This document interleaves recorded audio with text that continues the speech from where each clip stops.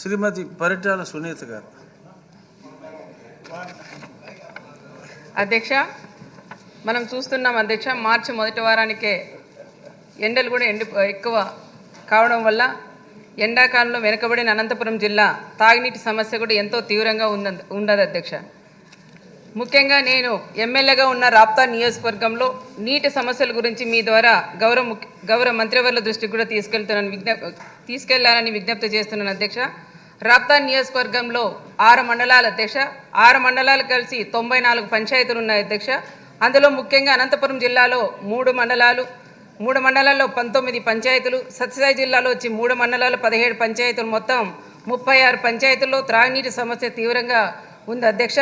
ఎండాకాలం దృష్టిలో ఉంచుకొని రాప్తా నియోజకవర్గం 36 పంచాయతీలకి త్రాగునీటి సమస్యలు కూడా పరిష్కరించాలని, నీటి సమస్యను కూడా శాశ్వతంగా పరిష్కారం చూడాలని కూడా గౌరవ మంత్రివర్యుల దృష్టికి కూడా నేను తీసుకెళ్తున్నాం అధ్యక్ష.